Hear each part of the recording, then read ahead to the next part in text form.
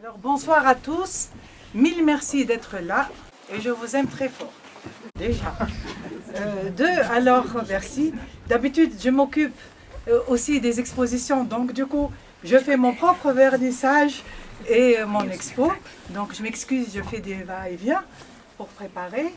Et je commence par aussi remercier là-haut Sainte Thérèse, l'enfant Jésus de Lisieux, pour qui j'ai vraiment... c'est mon ami de cœur, d'âme. Et voilà, donc je suis très heureuse de faire cette exposition qui clôt quelque chose de très important pour moi parce que j'ai commencé ici et là je fais une boucle voilà, de 3 années où j'essaye justement d'exprimer, j'ai un message à transmettre, c'est pour ça que j'expose. Donc voilà. Donc pour moi le sens est très très important.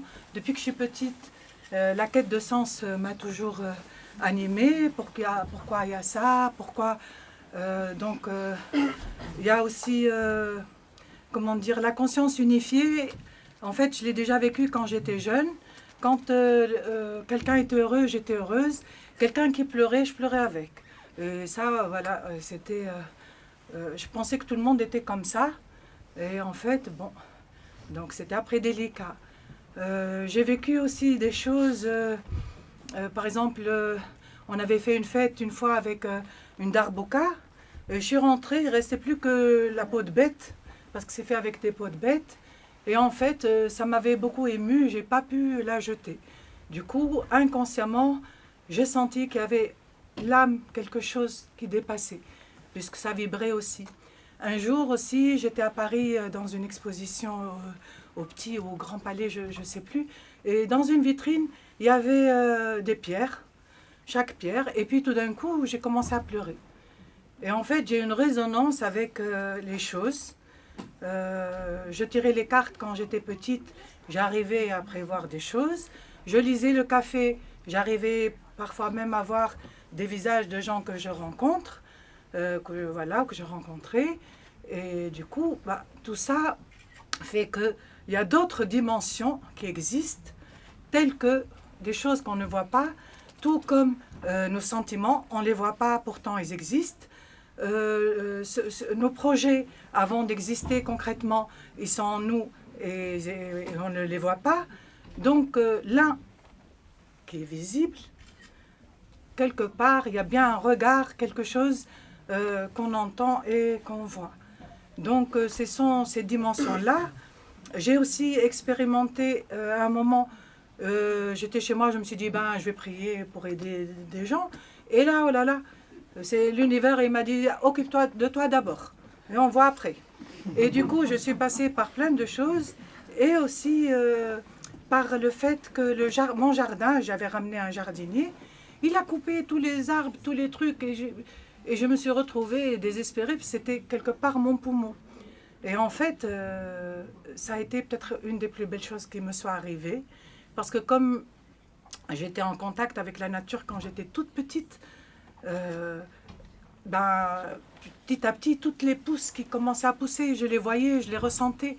Et du coup, il y a eu quelque chose qui s'est fait de l'ordre magique.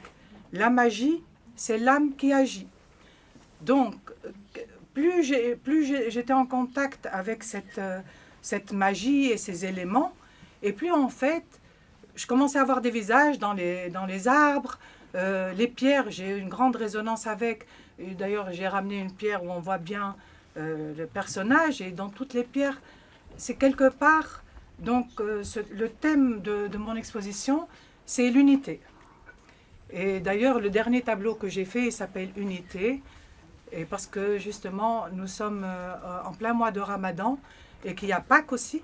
Et c'est très très important. D'ailleurs, avec Père Roger, on a vécu des choses extraordinaires pour Pâques, des miracles, lui, avec voilà, des beaux arcs-en-ciel et tout.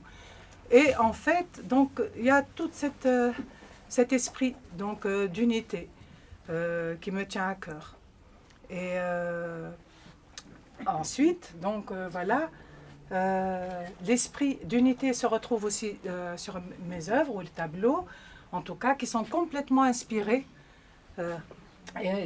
On a très souvent du mal à distinguer le ciel de la mer, presque dans tous. Et puis, c'est un hommage aussi à la nature.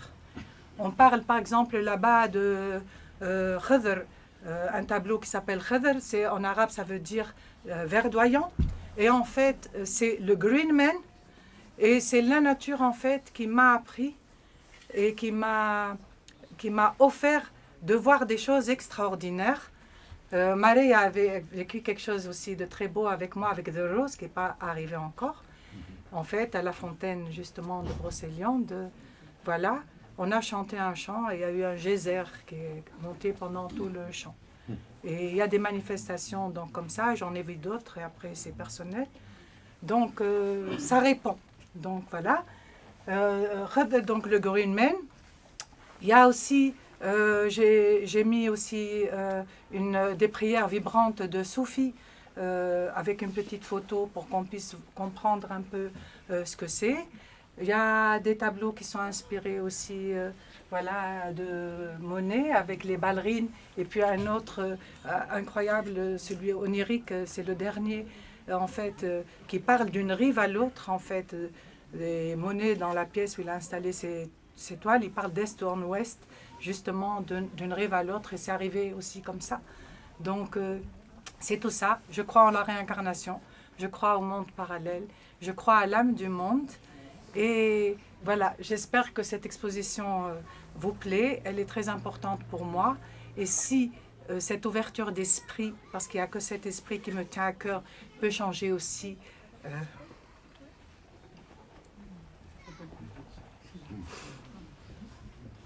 l'idée de l'islam qu'on a aujourd'hui, alors c'est bien. Voilà.